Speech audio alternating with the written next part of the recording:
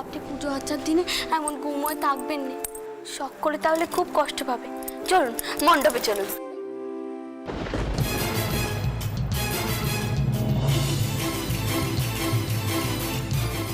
তোমার মুখ থেকে এরকম কথা শুনবো সেটা আমি কোনোদিনও ভাবতে পারিনি।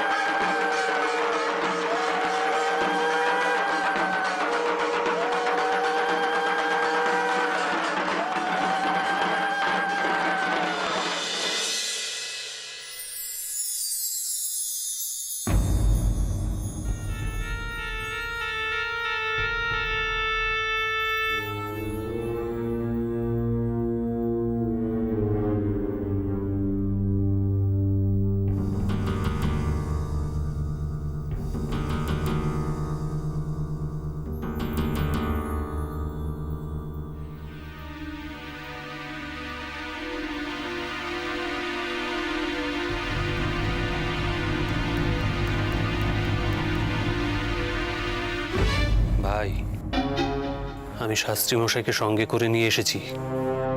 আমি জানি উনি তোমার সঙ্গে বন্ধুত্বপূর্ণ আচরণ করেননি, কিন্তু পুজোর দিনে তো অতি বড় শত্রুও পাশাপাশি দাঁড়িয়ে অঞ্জলি দেয়।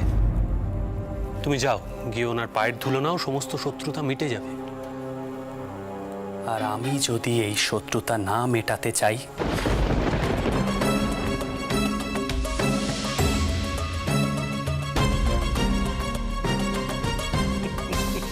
তোমার মেজাজ তো দেখছি এখনো সপ্তমে চড়ে রয়েছে। দেখো ভাই, আমরা ব্যবসা করি, তোমার বা আমার কারোরই সরাসরি ধর্মের সঙ্গে হয়তো কোনো সম্পর্ক নেই, কিন্তু ব্যবসার জন্য তো সবকিছুই মানিয়ে নিতে হয়, তাই না?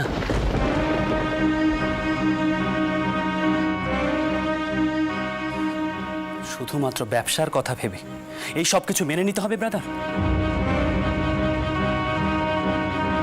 তুমি কি শুধুমাত্র ব্যবসায় দিক চিন্তা করে আমাদের মধ্যে মিলমিশ করিয়ে দেওয়ার কথা ভাবছো রাধাকান্ত? না, তা কেন? আমি তোমার পরিবারকে সত্যি সত্যি শ্রদ্ধা করি। আর দেববাড়ি মার বাড়ির মধ্যে তো সরাসরি ব্যবসায়িক সম্পর্ক নেই।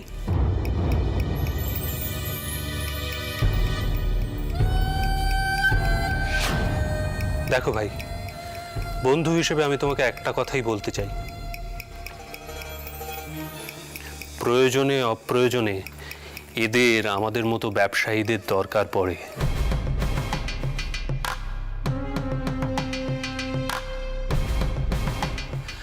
আমি তোমাদের মধ্যে একটা মৈত্রী স্থাপনের উদ্দেশ্যেই আজ ওনাকে এখানে নিয়ে এসেছি।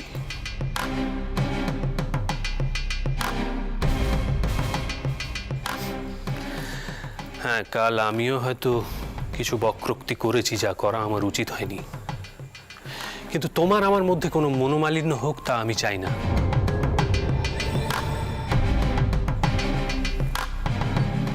আমি ওনাকে কবি গান শোনার অজুহাতে এখানে নিয়ে এসেছি। এবার তুমিও কয়েক পা এগোও ব্রাদার, এতে সবারই মঙ্গল হবে।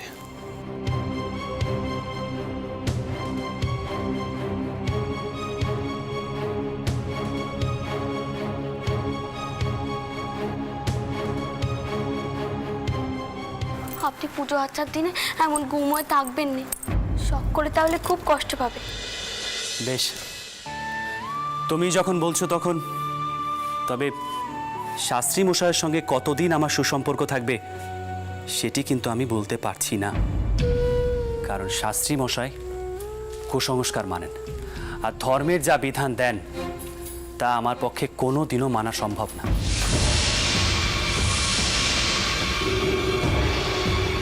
তাই পরবর্তীকালে হয়তো শাস্ত্রী মশাইয়ের সঙ্গে আবারও আমার সংঘাত বাঁধবে। পরের কথা পরে হবে, যাও বিবাদ মিটিয়ে নাও। পুজোর দিনে শত্রুতা রাখতে নেই।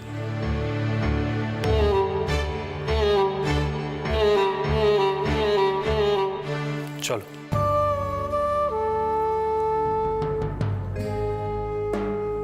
আসতে আজ্ঞা হোক শাস্ত্রী মশাই। বাবা মশাই, দাদা মশাই, অতিথিদের বসবার জন্য বৈঠকখানার আয়োজন করা হয়েছে। আপনারা ওনাদের সেখানে নিয়ে চলুন। হ্যাঁ, সেই ভালো। ভেতরে গিয়েই বসা যাক। আগে কিছুক্ষণ না হয় তত্ত্ব আলোচনা হোক, তারপর কবিগান তো আছেই। কি বলেন শাস্ত্রী মশাই? আসুন আসুন আসুন শাস্ত্রী মশাই, আসুন আসুন আসুন, দয়া করে ভিতরে আসুন আসুন আসুন।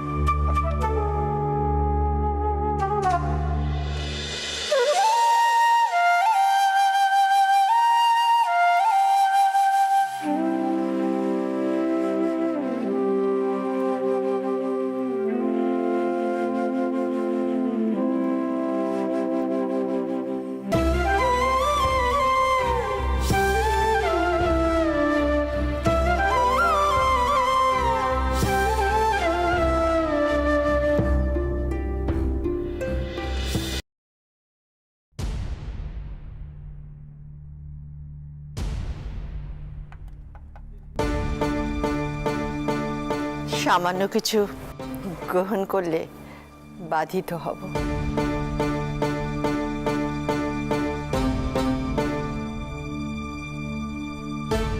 শাস্ত্রী মশাই ধর্ম আলোচনা আর তত্ত্বজ্ঞান নিয়েই মগ্ন হয়ে আছেন দিদিমা। এসব তুচ্ছ খাদ্যদ্রব্যের দিকে ওনার কোনো খেয়ালই নেই। কি শাস্ত্রী মশাই, আমি কিছু ভুল বললাম?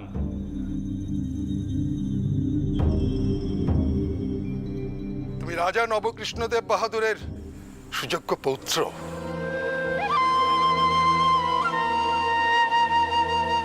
তোমার পক্ষে যে ফুল বলা কঠিন। তুমি সনাতন হিন্দু ধর্মে বিশ্বাসী। তুমি তোমার ঠাকুরদার তৈরি করা ঐতিহ্য বহন করছো।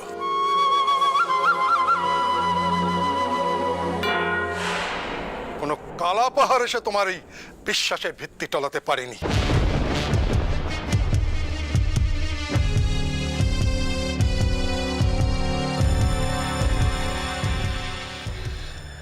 আপনারা সবাই আমার ঠাকুরদাকে বড় শ্রদ্ধা করতেন,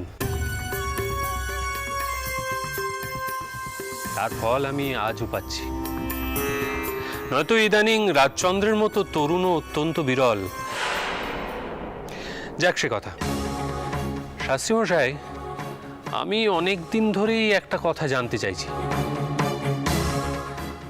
আমাদের বাড়িতে প্রতিষ্ঠিত গোবিন্দজির বিগ্রহ আছেন, মার বাড়িতে আছেন জনার্দন, তবে আমরা সর্বত্র শক্তির আরাধনা কেন করি? তবে কি কথা ধরে নিতে হবে যে শক্তির দেবী অধিক পূজনীয়া? আমার এই প্রশ্নের কারণটা বলি। ইদানিং কারো কারো মনে হচ্ছে যে ধর্মের নামে আমরা অকারণেই মেয়েদের ওপর বিধিনিষেধ আরোপ করছি। কি ভাই রাজচন্দ্র, কথাটা ভুল বললাম? তুমি তো কিছু ভুল করতেই পারো না রাধাকান্ত। তার উপর যখন শাস্ত্রী মশাই বলে দিয়েছেন, তার কথার উপর তো আবার কথা হয় না। বাবামশাই, দাদামশাই, যতক্ষণ এখানে তত্ত্ব আলোচনা হচ্ছে ততক্ষণের জন্য আমাকে ক্ষমা করতে হবে।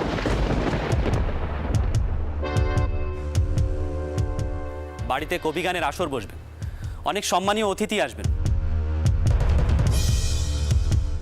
এখনো সব প্রস্তুতি বাকি, তাই আমাকে সেখানে যেতে হবে তদারকি করার জন্য, যাতে কোনো ত্রুটি বিচ্যুতি না থাকে। সুতরাং এই তত্ত্ব আলোচনা থেকে আমাকে এখনই রেহাই নিতেই হচ্ছে। আমাকে ক্ষমা করবেন।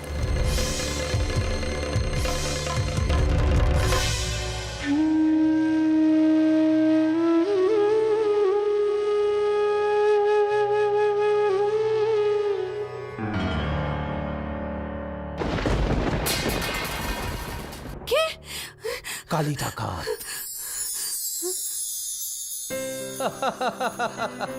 আপনি কেমন ছেলে মানুষ এটা না করলেন বলুন তো? পিদিমখানা পড়ে গেল, আপনার কি কোনো কাণ্ডি জ্ঞান নেই? কেউ যদি দেখে ফেলতো এখন কি হতো বলুন তো? কি হতো? সবাই তোমাকে বেহায়া বলতো। আর আপনি সেটা দেখে মজা পেতেন, তাই না? আমি আপনার সাথে কথা বলবো না, আপনি যান। আনন্দী, আমার দিকে তাকাও।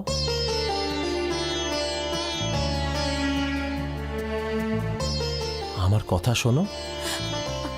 কি করছেন কি? কেউ দেখে ফেলবে, ছাড়ুন। আপনি যান এখন এখান থেকে। আনন্দী, ছেড়ে দেব তোমায়? বেশ, আমি তবে চলে যাচ্ছি।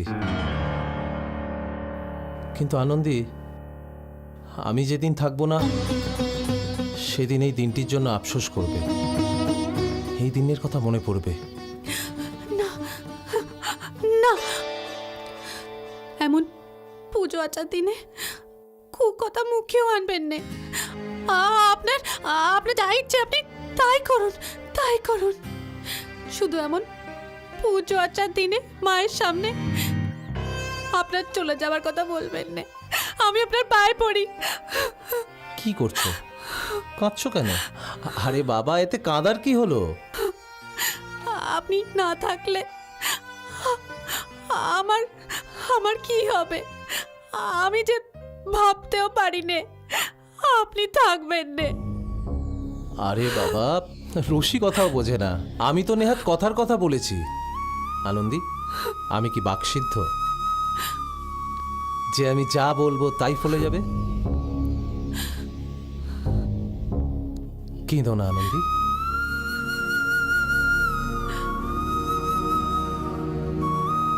কেঁদো না, চুপ করো, চুপ করো আনন্দী।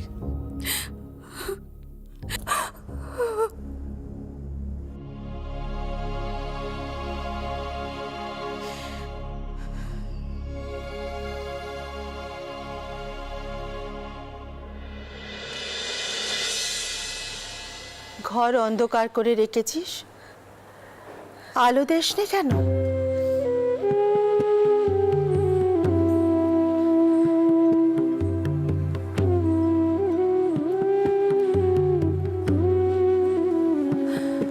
আরতির সময় হয়েছে, যাবি নে?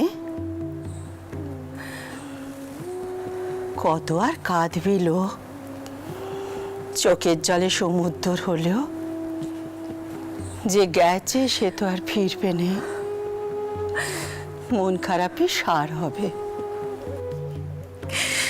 ভুলতে চাইলেও যে তাকে ভুলতে পারছি রে পুরো ঠাকুমা। তিনি যে আমার সবটা জুড়ে ছিলেন, আমার বোন প্রাণ সবটা জুড়ে তিনি এখনো আছেন। আজ এই আনন্দের দিনে তাকে যে বড্ড মনে পড়ছে ফুল ঠাকুমা, বড্ড মনে পড়ছে। আমি যে কিছুতেই ভুলতে পারছি না। আমায় বলতে পারবেন ভগবান আমায় এত বড় শাস্তি কেন দিলেন? আমি কি পাপ করেছিলাম ফুল ঠাকুমা, আমি কি পাপ করেছিলাম যে সারা জীবন আমাকে এইভাবে কাটাতে হবে? কাঁদিস নে, কাঁদিস নে মা, কাঁদিস নে। জানিস তো তোর দামশাই যে বছরে চলে গিয়েছিলেন,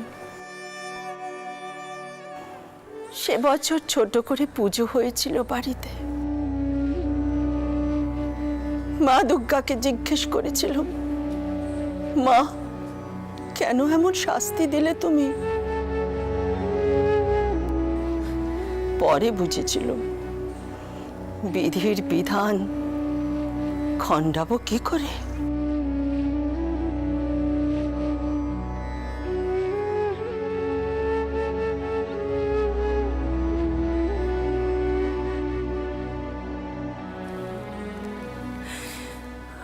মেনে নিতে হয়।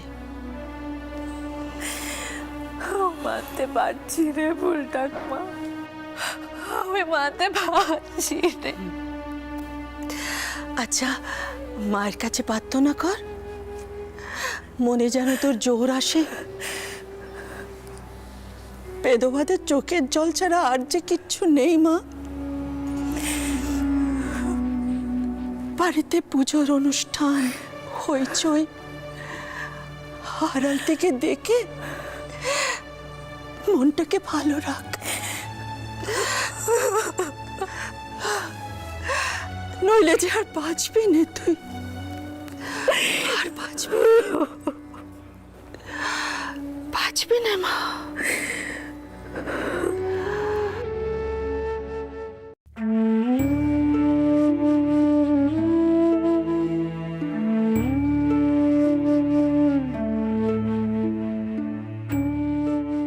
এই তো আপনি, আপনাকেই তো খুঁজছিল।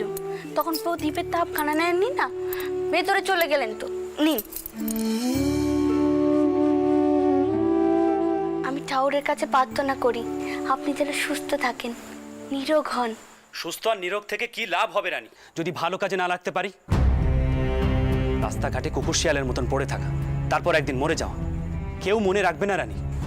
এসব আপনি কি বলছেন? আমার তো মাথাতেই ঢুকছে না। বলছি মানুষ হিসাবে যখন জন্মেছি তখন সমাজের জন্য, মানুষের জন্য কিছু করে যাওয়াটাই হলো মানুষ হিসাবে কর্তব্য। তা মানুষের উপকার করুন না, বাবা বলতেন সব সময় মানুষের ভালো চাইবি। সেজন্যই তো বলছি রানী, তোমাকে জীবনে অনেক বড় হতে হবে। তোমার ভেতরে যা যা সম্ভাবনা আছে সব আমি ফুটিয়ে তুলব। তোমার চারপাশে আমি কোনো বিধিনিষেধের বেড়া থাকতে দেব না। আপনার হঠাৎ কি হলো? পথের মাঝে দাঁড়িয়ে আপনি এমন কথা কইছেন, সরুন দেখি। কেউ দেখে ফেলবে যে আমরা পেকাশে দাঁড়িয়ে কথা কইছি, তখন আবার আমাকে নিন্দে করবে। রানী, আমি তোমার আর নিন্দে হতে দেব না। আমি অনেক দেখেছি, অনেক সহ্য করেছি, কিন্তু আর নয়। আজ পুজোর দিনে আমি সংকল্প করলাম, তোমার নিন্দে হয় এমন কোনো কিছুই আমি বরদাস্ত করব না। রানী, আমি চাই তুমি অনেক বড় হও, অনেক বড়, আমার চেয়েও বড়। ছি ছি, এমন কথা কইবেন না। আমি সামান্য মেয়ে মানুষ, আপনার থেকে বড় হতে পারবো না। আমি আপনার থেকে বড় হতে চাই না। আপনি আমাকে আপনার পায়ে ঠাঁই দিয়েছেন, এই আমার অনেক ভাগ্যি।